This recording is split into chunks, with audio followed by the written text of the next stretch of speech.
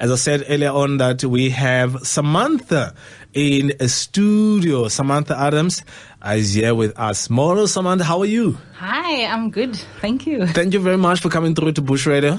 Is it the first time coming to the station? It's actually not my first time. Oh, please tell me. I want to know. I've been here before about my kids' first aid workshops, my entrepreneurship workshops. So I've been here. Nice. Okay, Samantha, before I even go straight into your book, I love sometimes to know the background of where you grew up, what kind of a place was it? Can you take me back? Sure. Okay, so on the outside, where I grew up, it was normal. Everything looked completely normal. It was fine. I actually grew up with my grandmother.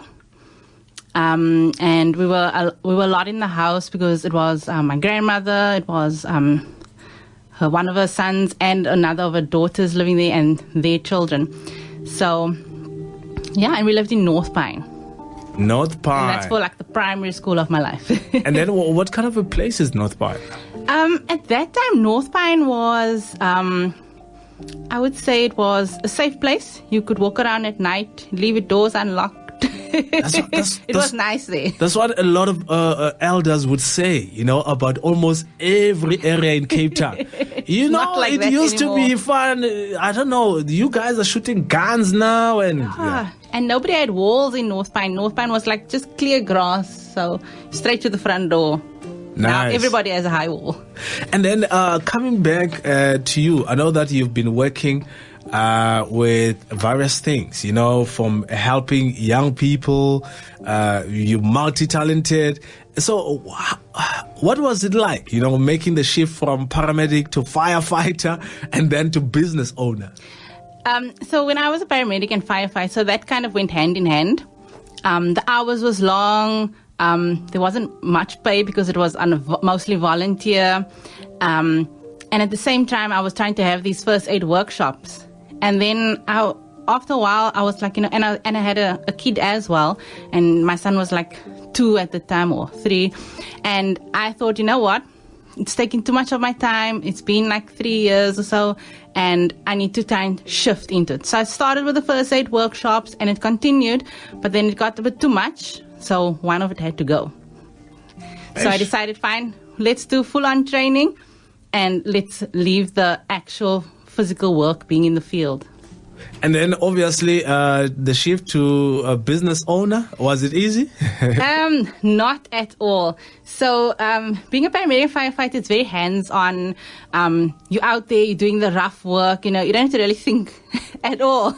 You're just doing. But now when it came to being a business owner, the admin stuff, you have to sit there, you have to work out things, plan, social media stuff, that was the worst.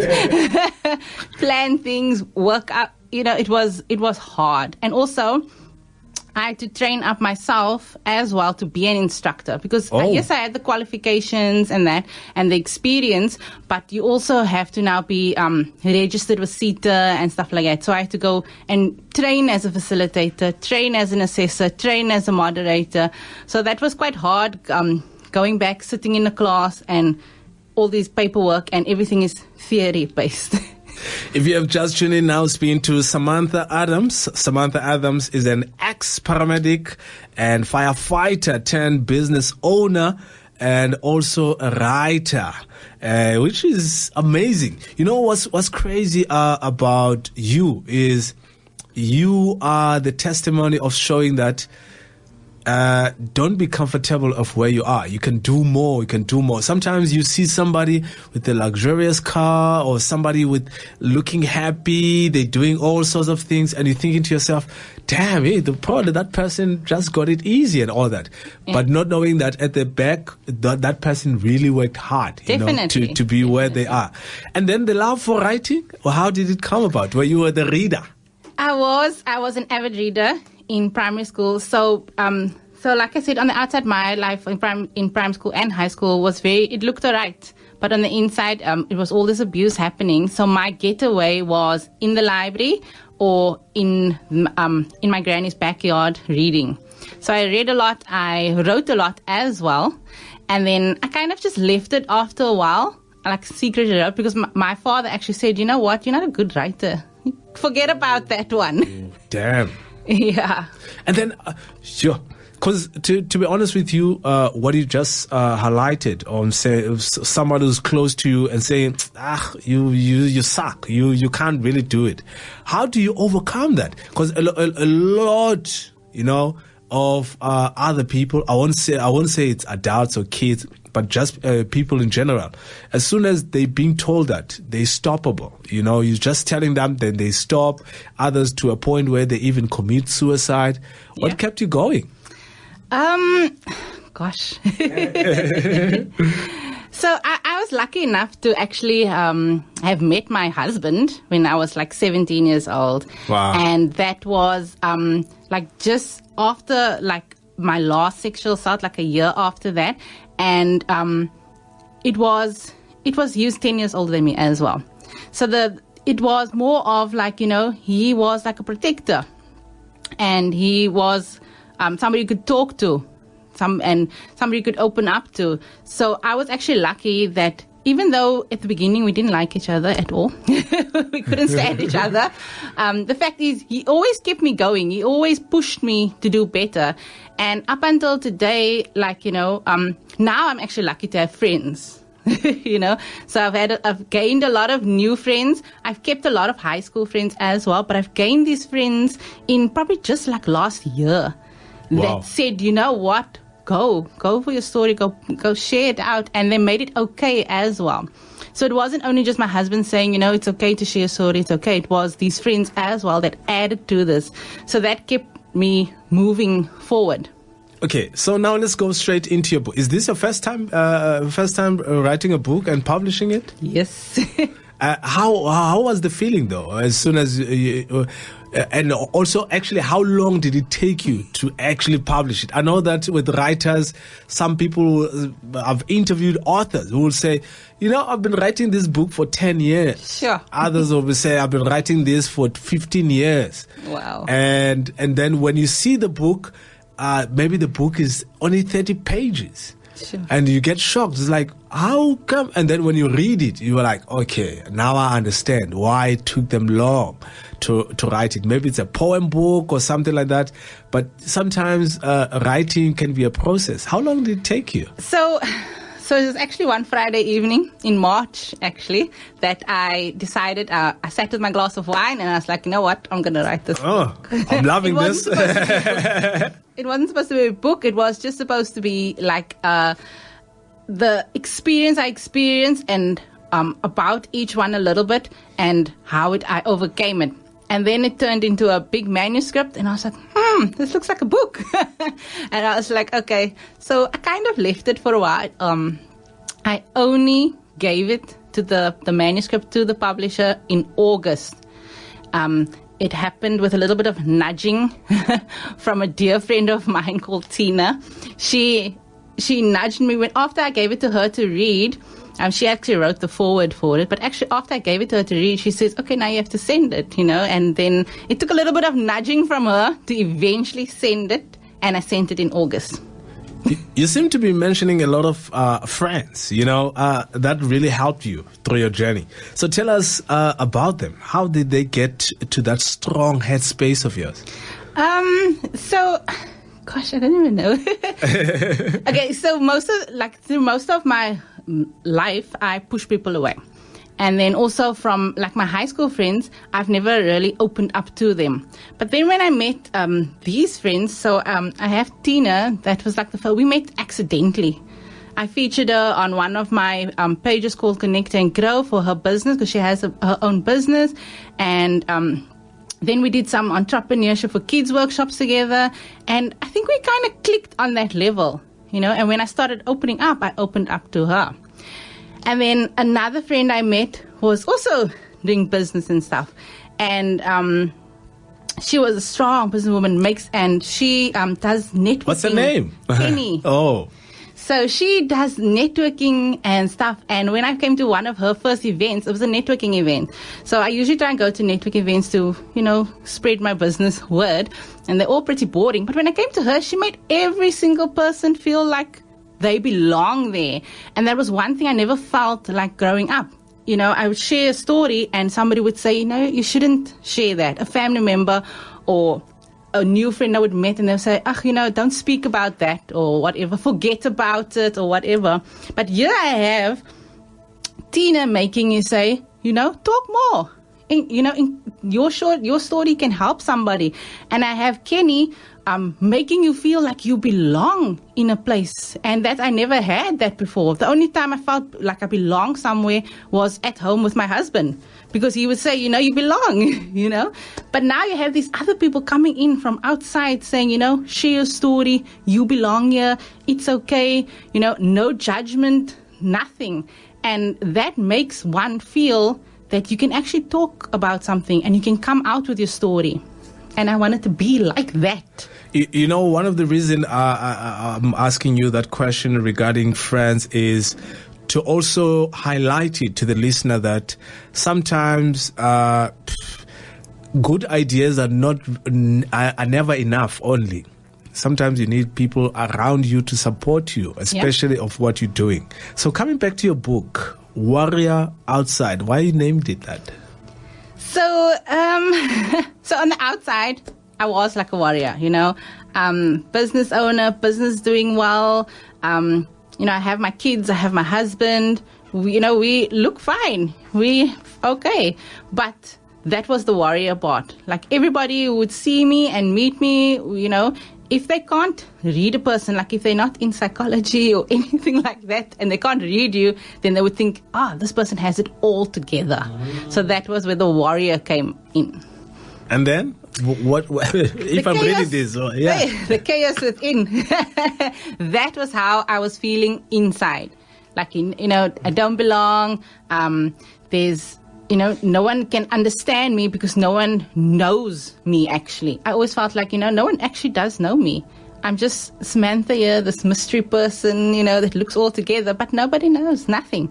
And touching on substance abuse, September is Suicide Month. What did you go through in that moments of dark thoughts? I know that you don't need to tell us in details, but just give us a glimpse, Okay, so in those dark moments, I've had many suicidal thoughts.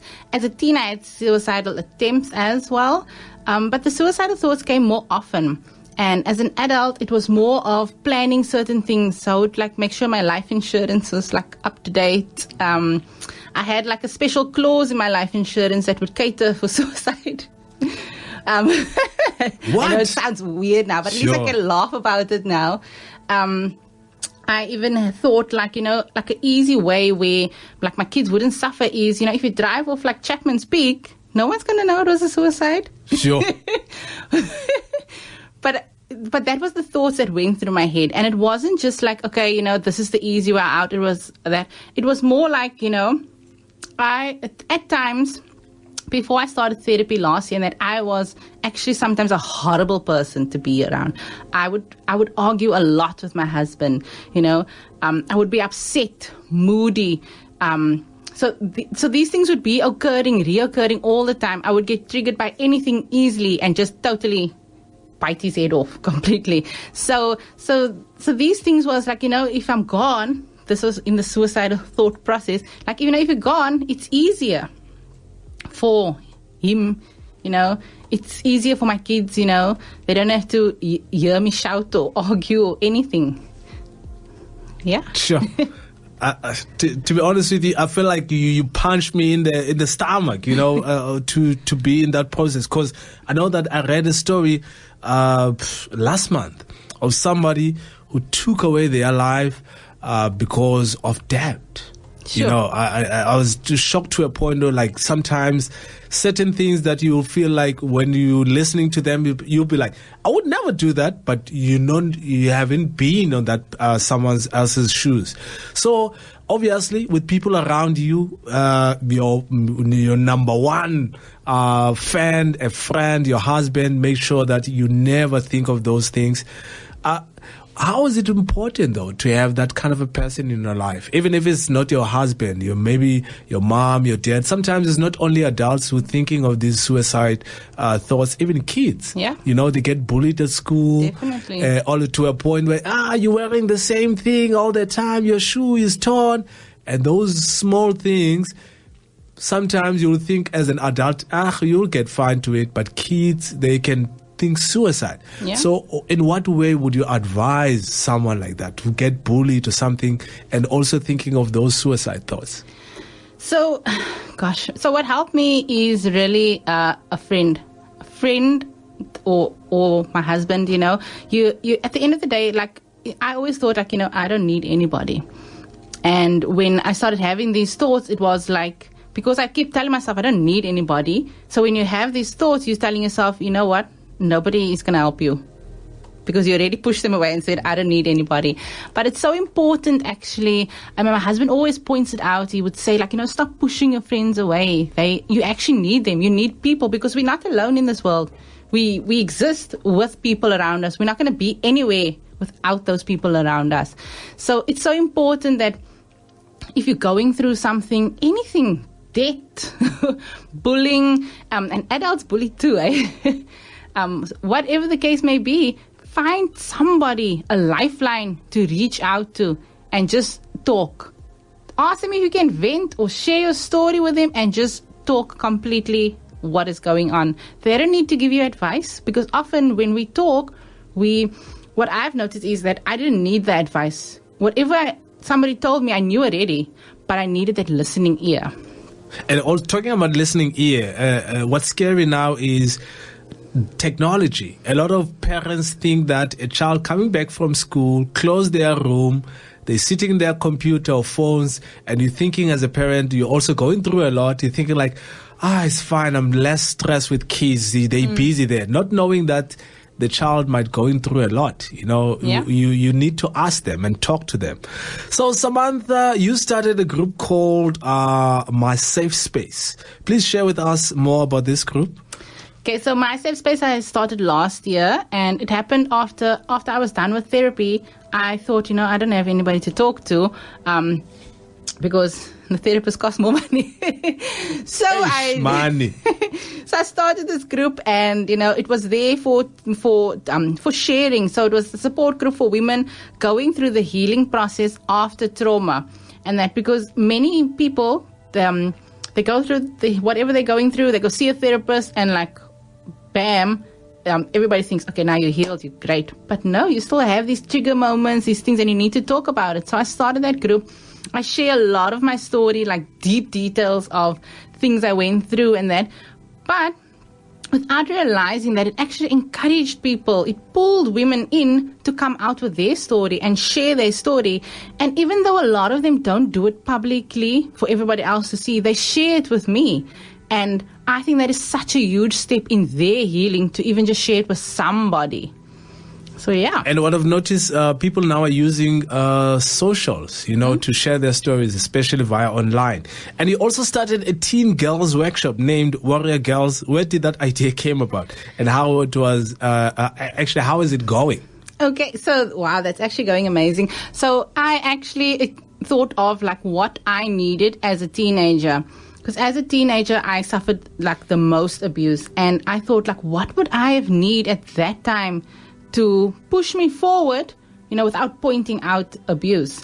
And then I thought I would have needed confidence, ways to boost my confidence. I would have needed leadership. Like, what could I do to have more leadership and be a leader? And then mindset, because that was like the biggest thing ever. Like, my mindset was, this is happening, I can't speak about it, I'm going to destroy myself. Okay, so that was what is happening, and how to shift that mindset. So I came up, so basically I brought in Tina, my friend, and Kenny, my other friend. Shout out to your friends and family, man. Shout out to Tina and Kenny. So Tina does mindset. So she is brilliant with changing your mindset from this, I don't know if I'm going to say it wrong, but a fixed mindset to a growth mindset. That's what she says. And the way she does these things, it's it's so, oh my word, I don't even know how to describe it, but the transition that you can see that's happening in a teen girl, it's so amazing. So you don't need to point out abuse, and they don't need to share that they've been abused, but that mindset shift is what they need. And then Kenny comes in with leadership, like, you can do this. You can be an entrepreneur. You can be a business owner. You can be a chef. You can be a singer. You can be whatever you want to be. You can be a leader. So she pulls in this, and then I just throw my confidence stuff in there too. I want to know, with that kind of a workshop, is it possible for parents to also do it at home? Because sometimes as a teenager, you will think like, she's going through a lot, you're not talking to them, and parents are busy, they're hustling hard, making sure that there's food at the house, there's electricity. But is there a quick way, or is there a way to be able to have that bridge, with your kids? Any advice for a parent who's listening? So advice for parents is, I don't know. You need to be that open person for your kid. They need to be that person you need to be that person that they can speak to about anything, and know that you are not there to give them all the time advice, but you're also going to listen to them. So my kind of hope for the future of the Warrior Princess workshop is to have a workshop for the parents specifically, and show them maybe skills that they could use for their teenage girls. I want to know this. Warrior outside and what within? Chaos. Chaos within. Yeah. I don't want to go deep into the book because I want the listener to go and buy it, Is there a digital copy of it? There is a digital copy on Amazon Kindle, so they can definitely purchase it there, or they can get a hard copy directly from me. If you have just tuned in now, speaking to Samantha Adams, who is an ex-paramedic and firefighter turned to business owner, now a writer, and she's written a book called Warrior Outside, Chaos Within, a story of hope and victory on 89.5 FM. 061-862-1065. That's where you can WhatsApp us. So, Samantha, what for you is the end goal? Where do you see your amazing work going forward? You are unstoppable, man. I feel like nothing can break you now. So I want this giant academy. It's possible. Like it must be really massive. And in this academy, so I want it for my first aid training as well. But what I want there to be a space where these workshops are continuing, on a daily, weekly, and it's there for teens to come after school, not just for the girls, but for boys as well. So there should be male facilitators as well, strong males as well. And then there must be entrepreneurship workshops, and I don't just want it here in Cape Town. I want it everywhere in South Africa. It seems like time is jealous. I hate time. If people want to get hold of you, want to touch you, want to ask you questions, want to follow you on social media and also buy your book, how can they get hold of you? So my number is 060-418-7482. The social media for My Safe Space, the public one is at My Safe Space 2022. And then they would need to kind of ask me for a link to get into the private group, which is for women only. And then my book is available on Amazon Kindle or directly from me. Otherwise, and I've also managed to put it into Paro Library, Lansdowne Library, and Athlone Library. And then in this week, it's going to go into Ballard Library and Tukai Library. Usually, when we're saying goodbye to our guests, we ask them, please give us a word of advice or motivation for the listeners listening now who might be going through a lot, especially on this suicide month where a lot of people have taken their lives, man, especially during the COVID-19. What would you like to say to that listener? So I would like to say that no matter what you're going through, that always know that there's a way to come out as the victor in the end, all right? And always know that don't let anybody else shut you down or tell you that you can't or you cannot do anything. Be that own person that tells yourself, I can and I can do it. I can and I can do it. Samantha, again, if people want to get a hold of you, how can they do it? So my number is 060-418-7482. Thank you very much for coming through, sharing your story, and hope to have you soon. Thank you for having me. And also with your workshop, make sure that you bring the little ones also here in studio. Oh, should I? Thank you very much.